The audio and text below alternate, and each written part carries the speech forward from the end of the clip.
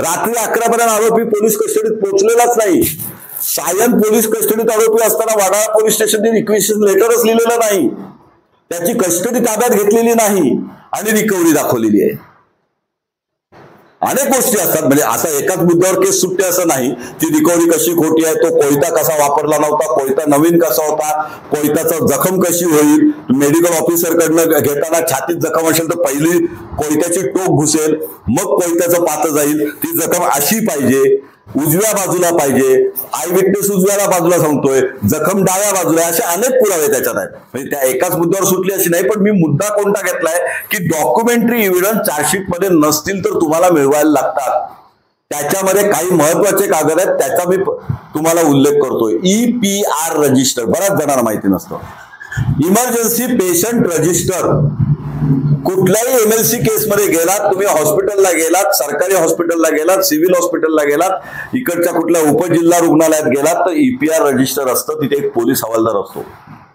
कुठली medico legal केस आली की EPR रजिस्टरला नोंद करणं बंधनकारक आहे.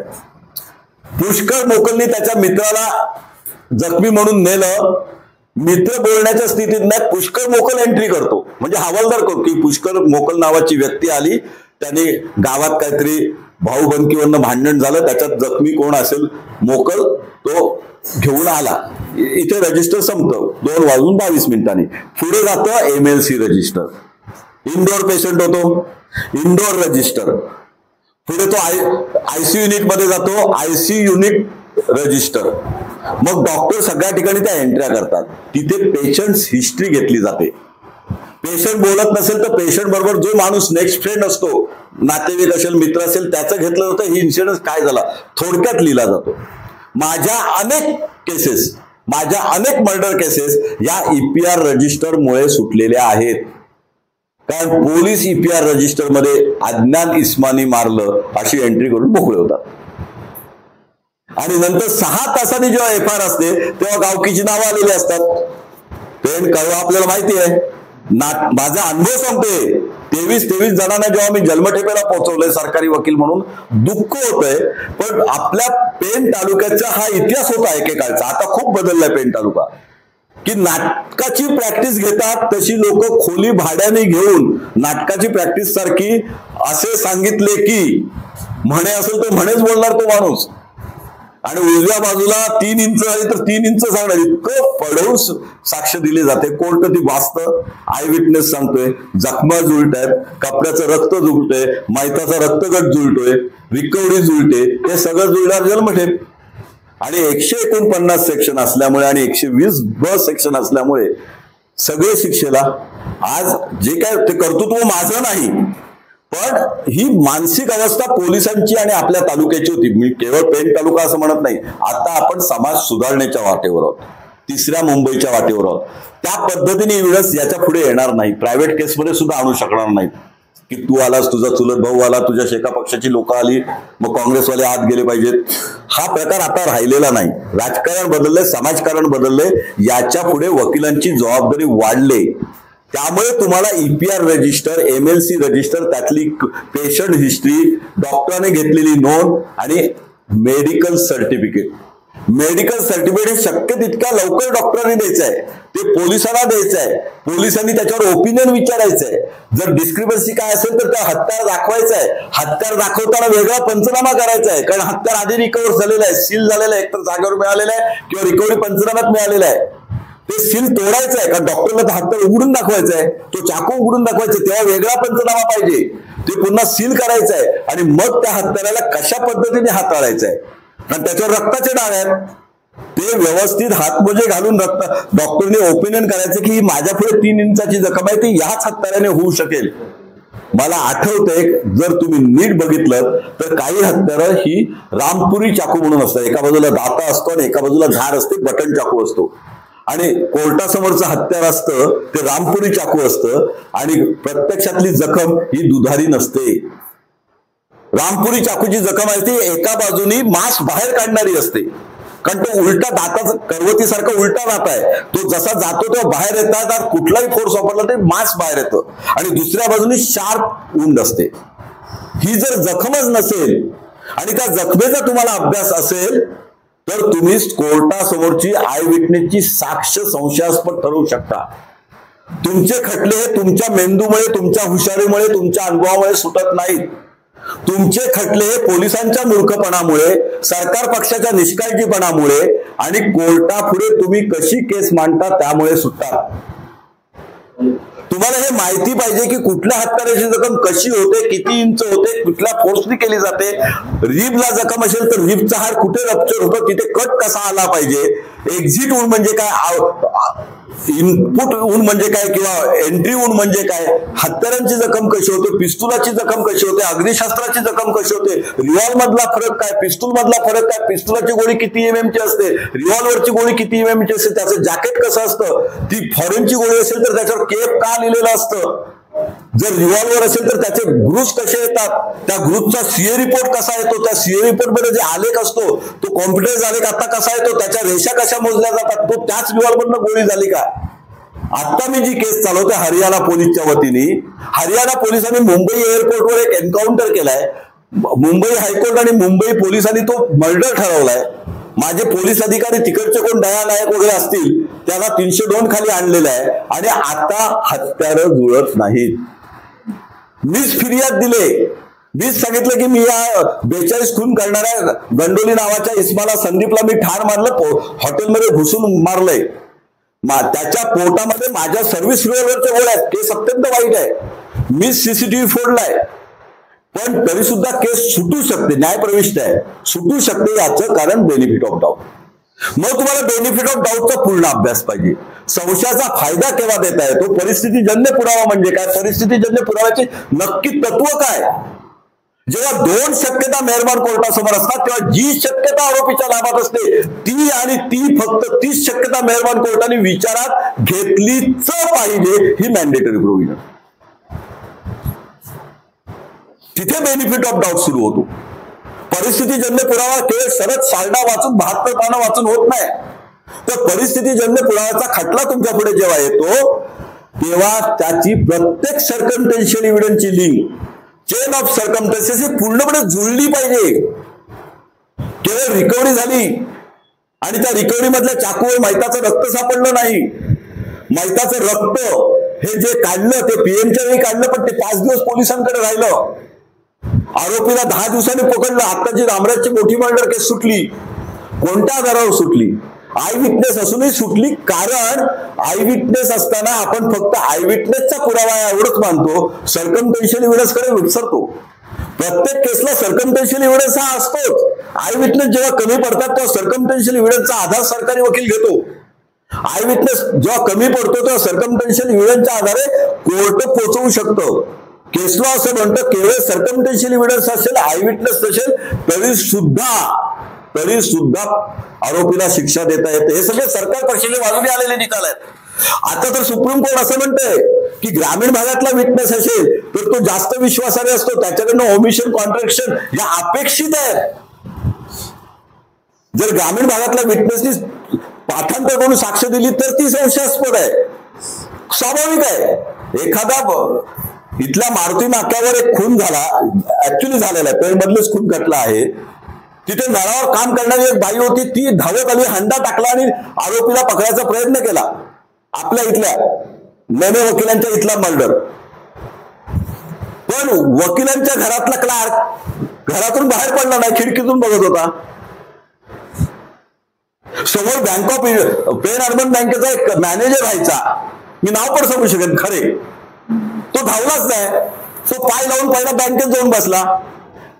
सुप्रीम कोर्ट असं म्हणते प्रत्येक विटनेस हा परिस्थितीनुसार त्याच्या स्वभावानुसार वेगवेगळा वागू शकतो.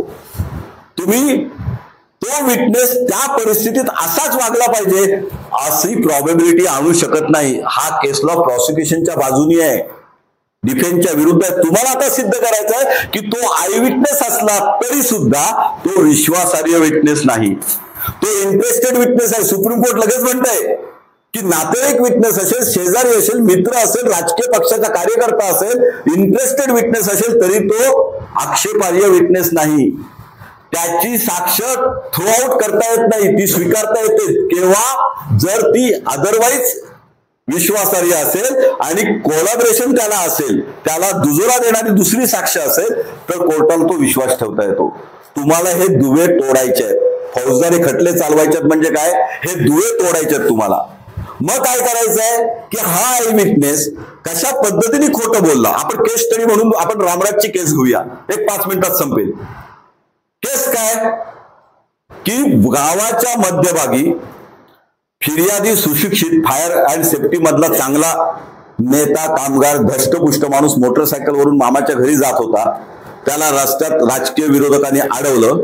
पहिलाच फटका टाकला. त्यांनी मोटरसायकल टाकली, जखम घेऊन घरी परत आला. घरी मामाला फोन केला, आजोबाला फोन केला. मामा आजोबा मोटरसायकलने आले, जाब विचारायला गेले. तोपर्यंत हे आरोपी आणखीन संघटितपणे गावाच्या मध्यभागी लाईटच्या खाली उभे होते. हे सगळे गेल्यानंतर ज्यांना काय बोलायचं संधी न देता सगळ्याला जोडलं. त्याच्यात एक मर्डर झाला, 2 डोकी फुटली, बायकांना लागलं, जखमा झाल्या, एक जागेवरच मेला. त्या जखमीला उचलून गावाच्या आतल्या बाजूला वसंतच्या घरी नेलं. वसंतच्या अंगणात नेईपर्यंत हे आरोपी आधी वसंतला फटकवून मोकळे झालेले. फिर्यादी तिथे गेला म्हणून फिर्यादीला खाली बोलवत होते.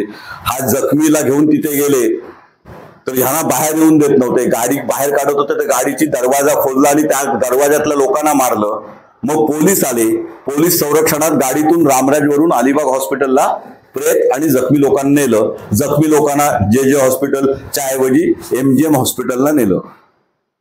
सरकारी वकील स्पेशल, त्याच्यासाठी सिनियर वकील, साक्षीदारांच्या मदतीला हायकोर्टपर्यंत प्रकरण गेलेलं. सगळे आमदार खासदार जखमींच्या बाजूनी, राजकीय पार्श्वभूमी असलेली केस, 100% शिक्षेला जाणारी केस. कुठेही लूफोर्स नाहीत, एकही होस्टाईल माणूस नाही, एकही साक्ष इकडची तिकडे नाही. सर्व आरोपी निर्दोष सुटले. का? कुठलाही भ्रष्टाचार नाही. तरी केस का सुटली?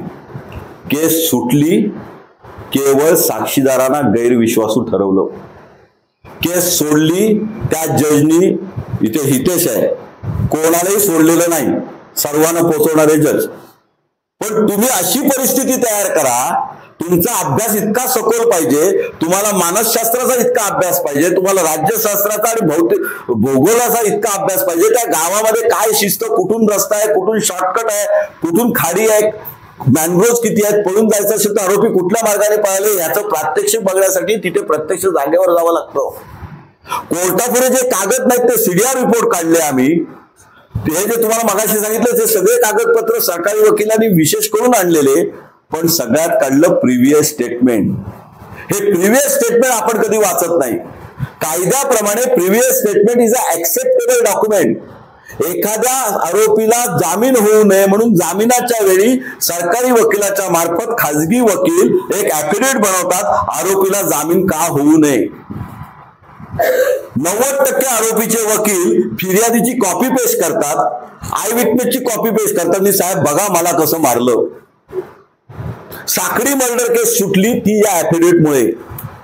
मानकुळ्याची मर्डर केस सुटली ती या आरोपीमुळे.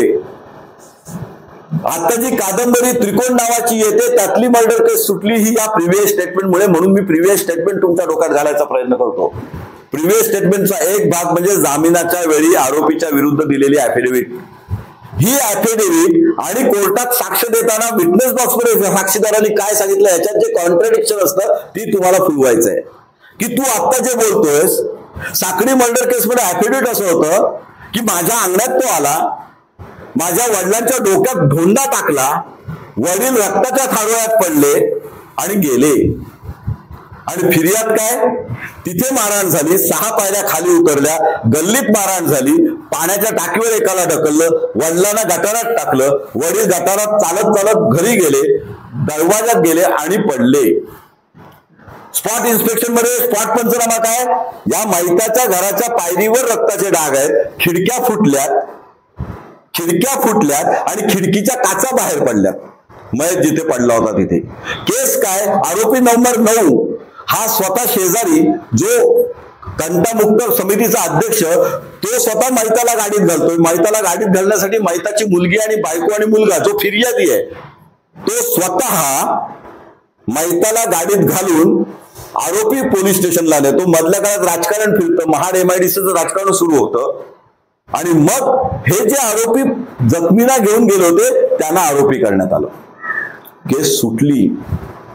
जेव्हा पोलीस अर्धवट खोटं करतात किंवा पोलिसांना अर्धवट खोटा तपास करायला सांगतो किंवा जे घडले त्यापेक्षा वाढवून सांगितलं जातं फिर्यादीत, जेव्हा फिर्याद उशिरा दिली जाते, या प्रत्येकाचा संशयाचा फायदा आपण घेतला पाहिजे आणि तो घेतला तर आणि तरच केस सुटते. केवळ साक्षीदार खोटं बोलतात, तुम्ही शेका पक्षवाले आम्ही काँग्रेसवाले म्हणून तुम्ही आमच्यावर राग, केस सुटत नाही. आजच्या काळात तर अजिबात नाही. आज पब्लिक प्रॉसिक्युटर पेक्षा पोलीस प्रॉसिक्युटर हे जास्त अनुभवी आहेत. पोलीस प्रॉसिक्युटरना कॉन्फरन्स मध्ये शिकवलं जातं 27चा पंचनामा का करायचा, कसा करायचा, त्याचे उद्देश समजवले जातात. आम्हीच शिकवत असतो. पण अजूनही खूप वाव आहे डिफेन्सला की तुम्हाला साक्षीदार खोटे ठरवता आले पाहिजेत, अविश्वासू ठरवता आले पाहिजेत. मी जी रामराजची केस सांगतोय त्याच्यामध्ये ऍफिडेव्हिट मध्ये सुद्धा अशीच बरीच तफावत होती. मग एका आमदाराची पत्र आली, उपोषण आलं आणि मग रिट पिटिशन आलं, त्याच्यामध्ये पोलिसांविरुद्ध केलेली अलिगेशन्स आली आणि मग पोलिसांचा 169 रिपोर्ट आला. 169 रिपोर्ट असं म्हणतोय की यातले 2 आरोपी 10 पैकी 2 आरोपी हे त्या दिवशी गावातच नव्हते. पोलीसच चार्जशीट मध्ये कागदपत्र दाखल करतात की एक आरोपी हा या सीसीटीव्ही प्रमाणे पेजारी नाक्यावर होता, तिथून पोयनाडला गेला, पोयनाडला गिफ्ट घेतली, नंतर तो खारघरला गेला, एका डॉक्टरच्या वाढदिवसाला होता, जेव्हा खून झाला त्यावेळेला तो वाढदिवसाला खारघरला आहे. दुसरा आरोपी हा सरकारी रुग्णालयात सरकारी कर्मचारी म्हणून बायोमेट्रिक करून हॉस्पिटलला रात्र पाहिलाय. आम्हाला तेवढं पूर्ण की 10तले 2 आरोपी खोटेपणाने करू शकतात, तो माणूस उरलेले 8 करू शकतो. आणि मग त्या दृष्टीने आमचा उलट तपास सुरू झाला की जो माणूस 2 आरोपी खोटं करतो मग फिर्याद कुठे आहे. मग आम्ही त्या दृष्टीने डेव्हलपमेंट केली आणि त्या फिर्यादीच्या क्रॉसमध्ये असं आलंय, की मी 12 वाजता हॉस्पिटलला पोहोचलो, मी माझ्या मोटरसायकलने गेलो तेव्हा पोलीस तिथे हजर होते, आमच्या त्या दुसऱ्या गाडीतून पोलीस हजर होते. पोलिसांनी आमच्याकडे चौकशी केली, ईपीआर वाल्यांनी चौकशी केली, डॉक्टरने चौकशी केली. आम्ही त्यांना ती हिस्ट्री सांगितली. पोलिसांना आम्ही सांगितलं ते पोलिसांनी लिहून घेतलं, टेबलावर बाहेर लिहून घेतलं. हॉस्पिटलला कुठेही टायपरायटर नव्हता, कॉम्प्युटर नव्हता, त्यामुळे हाताने लिहिलेला मजकूर मला वाचून दाखवला.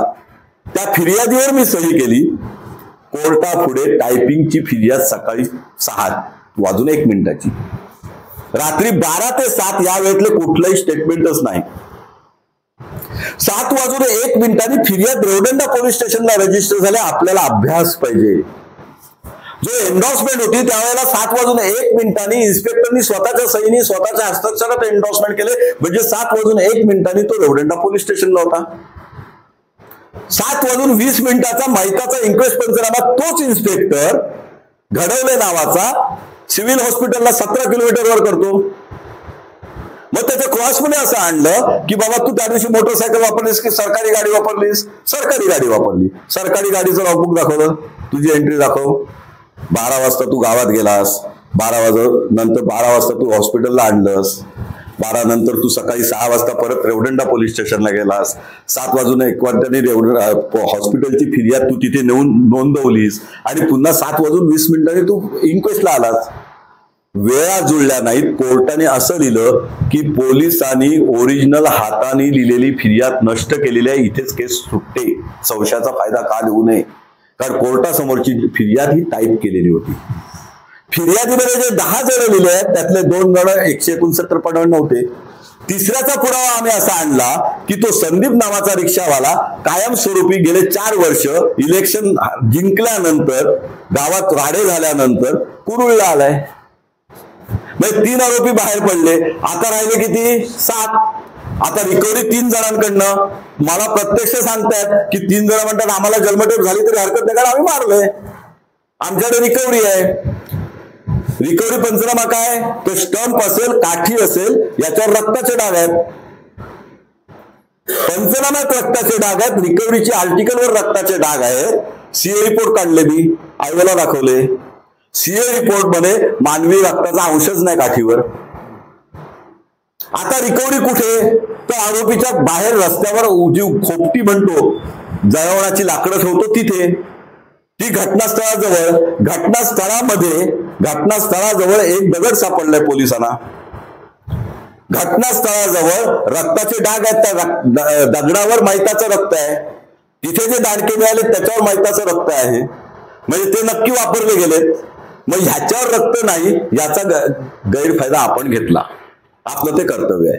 का तर पोलिसांची त्रुटी दाखवली म्हणजे प्रत्यक्ष रिकव्हरी झाली नाही आणि रिकव्हरीच्या वेळी आर्टिकलवर रक्तासारखे लाल डाग असं कायम असतं, तसे ते लिहून मोकळे झाले. याच्या पुढे जाऊन म्हणजे ऍफिडेव्हिट खोटी ठरली असं नाही, याच्या पुढे जाऊन पोलिसांनी अनवधानाने सीडीआर दाखल केले होते. काही आहे अतिशय हुशार असतात.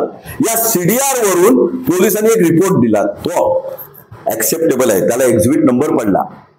तो रिपोर्ट म्हणजे काय सारांश असतो की घटनेच्या वेळी कुठला आरोपी कुठे होता. आरोपी नंबर 7, 8, 9, 10 मगाशी सांगितल्याप्रमाणे बाहेर आहेत. एक कामोठ्याला दिसतोय सीडीआर रिपोर्टचा अनन्वय अर्थ. पण पहिले जे 7 आरोपी होते त्यांचे सगळ्यांचं लोकेशन विक्रम इस्पात कॉलनी दाखवले. आर्ग्युमेंट पर्यंत मी गप्प बसलो आणि आर्ग्युमेंटच्या शेवटच्या पॅरेग्राफ मध्ये मी सुरुवात केली, साहेब एलएबीचा डिफेन्स आहे माझा. दाखवून दिलं की विक्रम इस्पात कॉलनी आणि घटनास्थळ हे 14 किलोमीटर आहे आणि हे सगळ्या पहिल्या विटनेस पासून हायवे पर्यंत प्रत्येकाच्या क्रॉस मध्ये मी घेतलेलं. कारण एकमेव मार्ग रेवदंडा पुलाकडनं जायचं, साळाव गाव करायचं, मग विक्रम इस्पात कंपनी, मग विक्रम इस्पात कॉलनी. सरकारी वकिलाला शेवटपर्यंत एक्सप्लेन करता आलं नाही की सारे एरियल डिस्टन्स आहे, मध्ये फक्त खाडी आहे आणि खाडीच्या पलीकडे विक्रम कॉलनी आहे. गावातला कुठलाही फोन काढला तरी त्याचं टॉवर लोकेशन हे विक्रम इस्पात कॉलनी येतं. साहेबांनी सगळ्यांची एलएबी धरली. तुम्हाला अभ्यास पाहिजे भौगोलिक परिस्थितीचा, म्हणून केवळ लाईटली केस चालवली जाते. मग ती अगदी साधी 325 ची असो, 326 ची असो, 360 ची असो, नाही अगदी जेएमएफसी कोर्टातली असो, ते सवय जर तुम्ही मोडली तर ह्या गोष्टीचे टेक्निकल डॉक्युमेंट्स मिळवणं हे जर तुम्ही नीट केलं, सीएचा अभ्यास केलात आणि प्रत्येक मेडिकल सर्टिफिकेट AI ला विचारलं. मी मुद्दाम AI वर परत येतोय आणि सोबतीच्या जवळच्या डॉक्टर मित्राला विचारलं की मला इंग्लिशमध्ये कळत नाही, हे ॲब्रेजन कसं असतं, या कोर्टापुढच्या हातकऱ्याने ॲब्रेजन कसं होईल, कटून कशी होईल, त्याचं उघडं तोंड किती असेल, त्याचा रॅडिशपणा किती आहे, पीएम रिपोर्ट मध्ये रिगर मॉर्टिस केव्हा तयार होतात, पीएम लॅबिलिटी म्हणजे काय, पीएम लॅबिलिटी प्रेत कुठल्या बाजूला वळल्यानंतर जास्त जांभळ्या प्रकारचं होतं, त्याच्यानंतर मैताच्या शरीरात रक्त किती असतं, वाहिलेलं रक्त किती असतं. माझ्या कमीत कमी 4 मर्डर केसेस या एका वाक्यामुळे सुटल्या. प्रत्येक कादंबरीत माझ्या ते आले. न चुकता फिर्यादीमध्ये असतं, मी गेलो तेव्हा मैताच्या गळ्यावर रक्ताची जखम होती आणि त्यातून रक्त ओघळत होतं. अनेक वेळा इंक्वेस्ट पंचनाम्यामध्ये असतं की प्रेताच्या गळ्यातून रक्त ओघळत होतं. रक्त ओघळत होतं याचा अर्थ ओझिंग. ओझिंग याचा अर्थ 7 ते 8 मिनिटापूर्वी जखम झालेली आहे. जास्तीत जास्त अर्धा ते पाऊण तासापूर्वी जखम झालेली आहे. रक्त पातळ किती आहे त्याच्यावर ते अवलंबून असतं रक्त वाहण्याची क्रिया. मैताच्या शरीरात किंवा कुठल्याही मानवी शरीरात 4 लिटरपेक्षा जास्त रक्त नसतं. आपल्याला माहिती पाहिजे, याच्यासाठी मराठीत हजारो पुस्तकं आहेत. AI अख्खं बसले, गुगल बसले, ते उत्तर आपल्या हातात पाहिजे जजला दाखवायला. आणि असं लक्षात येतं त्या रक्ताचं थारोळ तिथे पडलंय, त्याला नुकतंच मारलंय, आम्हाला उगाच रात्री 11 वाजता मारलेलं दाखवलं. आंबेडचा पूल कादंबरी मुद्दामून वाचा. मापळची केस, विरकर जजबाई होत्या, ओझिंग वरनं पहिली सुटलेली माझी केस. आणि त्यानंतरच्या अशा छोट्या गोष्टी जर तुम्ही डोक्यात घेतल्यात की रक्ताची स्थिती काय होती, ओझिंगची स्थिती काय होती, पीएम लायबिलिटीची स्थिती काय होती, रिगर मॉर्टिसची स्थिती काय होती, प्रेताची स्थिती काय होती. इथे प्रेम पाटील म्हणून मला वाटतं हितेशला माहिती असेल, सिडकोच्या ऑफिसरला मारलं होतं. मी मुद्दाम उदाहरणं काय देतोय तुम्हाला जास्त समजावीत म्हणून, किंवा त्यातली वस्तुस्थिती डेप्थनेस कळावं म्हणून. प्रेम पाटीलनी खून केला, सिडकोच्या ऑफिसरचा खून केला, 46 जखमा झाल्या, तरी सुद्धा सुटला. सरकमस्टन्शियल एव्हिडन्स पुरे असे झाले नाहीत. मैताच्या शरीरावर, मृत शरीरावर मिसिंग रिपोर्ट मधल्या वस्तूच नव्हत्या. वस्तू आर्टिकल जप्त कधी झालीच नाहीत ती. आणि ज्या वस्तू मिसिंग रिपोर्ट मध्ये नव्हत्या त्या मैताच्या शरीरावर होत्या. मैताचं प्रेत 3 दिवसांनी मिळालेलं, ते हिंदूचं आहे की मुस्लिमाचं आहे ते तपासलंच नाही, कानाची भोकं तपासली नाही, लिंग कापलेलं होतं. अशा परिस्थितीत आम्ही डिफेन्स घेतला की हे प्रेत मिळताचं नाहीच. तिथून सुरुवात झाल्यानंतर पहिला झगडा होता तुमचा डायसशी, कारण डायस का म्हणतो तुम्ही हे पण नाकारायला सुरुवात केलीत. पण नंतर एव्हिडन्स पुरा केल्यानंतर लक्षात असं आलं की होय, प्रेतापासून सगळी संशयास्पद स्थिती आहे. गाडी उघडी मिळाली, गाडीवर हाताचे ठसे नाहीत. श्वान पथक जिथे गेलं त्या लक्ष्मण म्हात्रेचं घर, माजी सरपंचाच्या घराजवळ श्वान पथक घेतलं, त्याला अटकच नाही. पहिले 4 जे संशयास्पद लोक पकडली पोलिसांनी, ज्यांचा व्हिजिलन्स ठेवला, सर्व्हिलन्स ठेवला, ज्यांचे मोबाईल तपासले, तो रेकॉर्डच कोर्टासमोर नाही. आणि मोटिव्ह काय दाखवला तर सिडकोची एक फाईल, त्याचा भूखंड, त्या भूखंडाचा 20 लाखाचा व्यवहार. आणि आईचा एक जबाब होता, आईला तपासलं नाही. आईचा जबाब असा म्हणतो की आमदार XYZ ज्याने आमची क्वारी चालवायला घेतली होती उरणच्या, त्याच्यावरून आमचा झगडा होता. त्याच्यानंतर आणखीन एक झगडा होता. मैताला 1 महिन्यापूर्वी याच जागेवर या XYZ व्यक्तीने मारलं होतं, त्याची कंप्लेंट मैतानी याच पोलीस स्टेशनला म्हणजे पनवेल शहर पोलीस स्टेशनला दिली होती. ती कंप्लेंट रेकॉर्डवर नाही. मोटिव्ह तोडला. मैताला यापेक्षा अनेक शत्रू होते. मैताला किंवा विक्टिमला आणखीन कोण मारू शकतं ही प्रॉबॅबिलिटी तुम्हाला सिद्ध करायचं आहे. मगाचा आपला चॅप्टर होता तो बेनिफिट ऑफ डाऊट, आत्ताचा चॅप्टर आहे तो प्रॉबॅबिलिटीज आणि अनप्रॉबॅबिलिटीज. तुम्हाला असं सिद्ध करायचंय कोर्टासमोर असलेल्या प्रॉबॅबिलिटीज या शक्य नाहीत. कोर्टासमोर असलेले डॉक्युमेंट्स ही अशा पद्धतीने बनवून केलेली आहेत, कोर्टासमोरचा घटनाक्रम हा होऊ शकत नाही. आणि सिद्ध काय करायचंय की यापेक्षा वेगळा घटनाक्रम असू शकतो, यापेक्षा वेगळे शत्रू असू शकतात, मैताला मारण्याचं कारण वेगळं असू शकतं. ही प्रॉबॅबिलिटी सिद्ध करायचं आहे. आणि मग तो तुम्हाला केस लॉ द्यायचा आहे. When there are 2 probabilities, the probability which is in favour of the accuse should have been consider first. किंवा चेन ऑफ सर्कमस्टन्सेस याच्यावर जेव्हा आपण बोलतो तेव्हा या इम्प्रॉबॅबिलिटीज, प्रॉबॅबिलिटीज, त्याच्यानंतर benefit of doubt, Sharad Sarda case law, नंतर गणपत पाटील केस लॉ, त्याच्यानंतर हनुमंत पाटील केस लॉ, हे तुम्हाला पाठ पाहिजे. केस लॉ पाठ पाहिजे तर केस लॉची पानं पाठ नको, त्यातली तत्व पाठ पाहिजेत. आणि हे जे मी आता तुम्हाला मगासपासून विवेचन करतोय, प्रवचन करतोय, हे सगळं सुप्रीम कोर्टाच्या केस लॉवर अवलंबून आहे. जर तुम्ही व्हिडिओ बघितले तर त्या व्हिडिओमध्ये हे केस लॉ डिस्कस केलेले आहेत. तुम्ही जर जास्त इंटरेस्ट दाखवला तर आपण त्या केस लॉची एक फाईल बनवू. हे केस लॉ सहज उपलब्ध आहेत.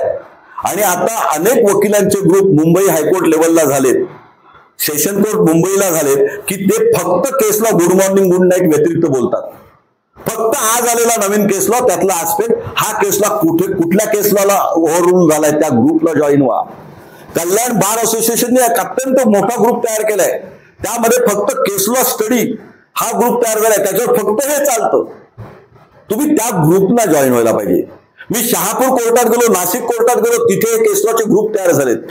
आणि मग तुम्ही जर केस लॉ पण तुमच्याकडे आहे, तुम्हाला बेसिक नॉलेज आहे हे परिस्थितीजन्य पुराव्याचं, तुम्हाला आय विटनेस खोटं ठरवायचं बरोबर मानसिक तंत्रज्ञान माहिती असेल, तर तुम्हाला फार मोठं कायद्याचं तत्वज्ञान पाहिजे, मोठं इंग्लिश युक्तिवाद जमला पाहिजे असं नाही. म्हणून मी बोललो, पहिलं वाक्य होतं मी आत्मविश्वास पेरायला आलोय. मला पेनच्या लोकांसमोर माझं हुशारी दाखवायला मी आलेलो नाही. मी हुशार नाही.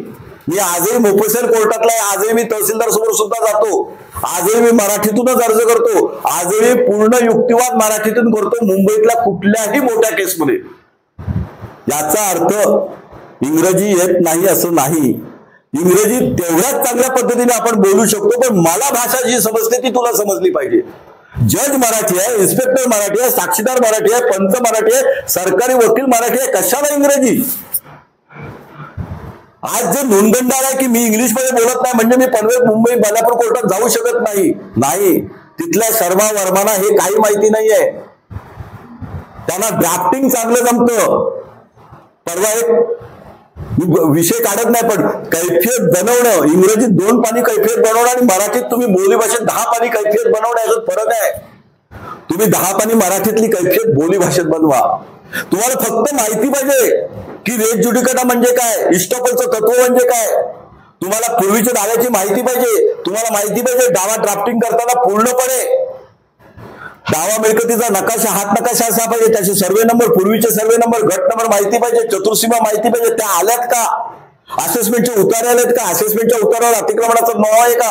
अतिक्रमणाचा नंबर असेल तर तिथे भाडोत्री कोण दाखवलं हे सगळं माहिती पाहिजे. आणि हे सगळं घेतल्यानंतर कैफियत बनवा. तसं सगळं घेतल्यानंतर डिस्चार्जचा अर्ज करा. 227च्या अर्जावर मी एवढ्यासाठी येतोय कारण डिस्चार्जचा अर्ज ही एक तुमची मोठी संधी असते.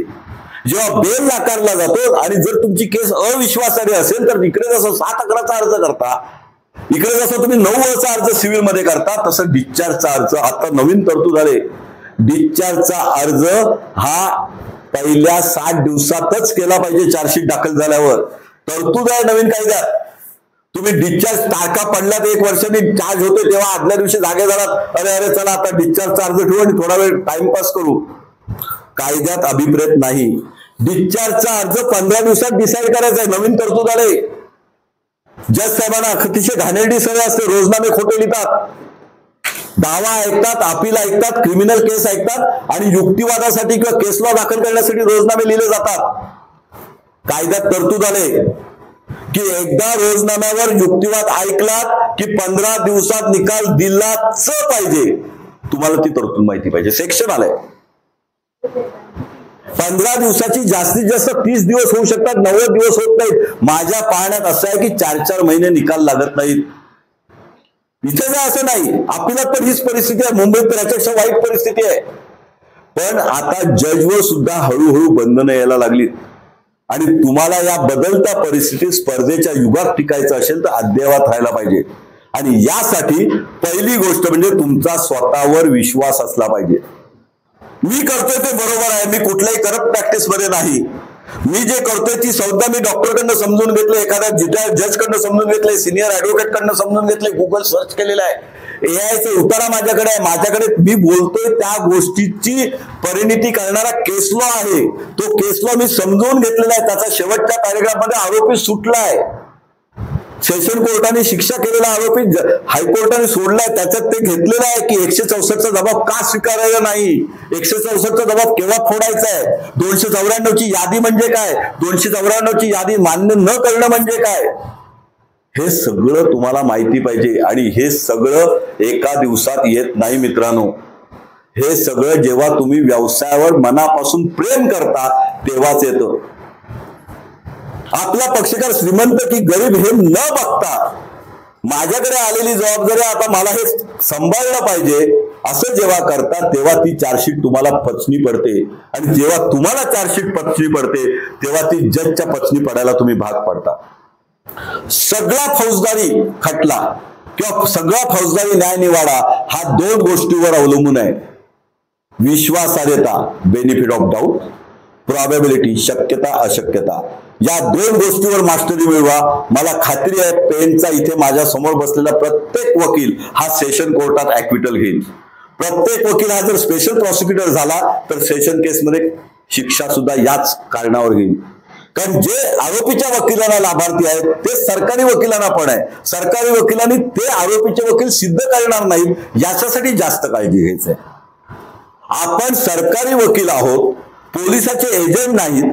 पोलिसांच्या चुका न लपवता पोलिसांच्या चुका मान्य करून या चुका स्वाभाविक आहेत, या चुका जाणीवपूर्वक झालेल्या नाहीत, तपासातल्या चुका हा फिर्यादी किंवा आय विटनेस सांगतायत त्याला मारत नाहीत, तो माझा प्रामाणिक विटनेस आहे.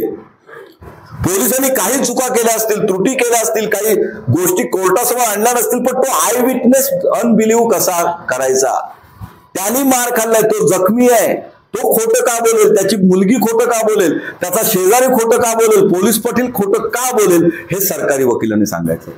मित्रांनो, शेवटच्या चरणावर मी येतोय की केवळ आरोपीचे वकील राहू नका. जेव्हा जेव्हा शक्य होईल तेव्हा लीगल एड तर्फे सरकारी वकील म्हणून उभे राहा.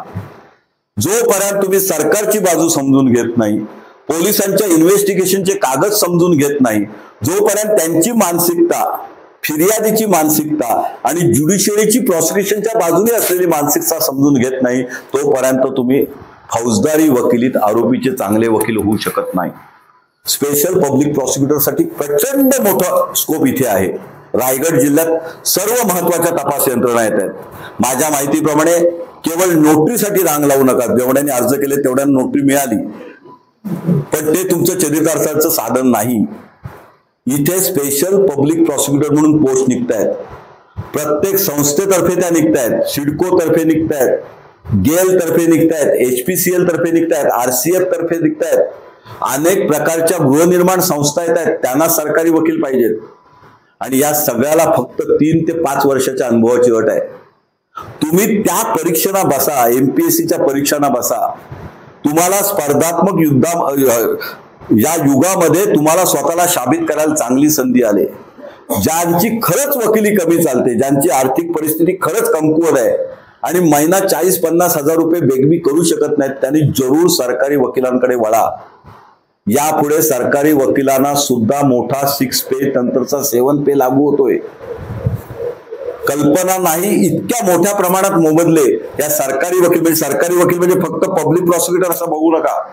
अनेक सरकारी निमसरकारी लोकांना प्रॉसिक्युटर पाहिजे असतात. या सगळ्या तपास यंत्रणांना प्रचंड मोठ्या प्रमाणात पैसा देऊन, मोबदला देऊन चांगली माणसं पाहिजेत. चांगल्या माणसांची कमतरता नाही, प्रामाणिक माणसांची कमतरता आहे. तुम्ही प्रामाणिक वकील बना. सर्वांना शुभेच्छा. जय हिंद, जय महाराष्ट्र.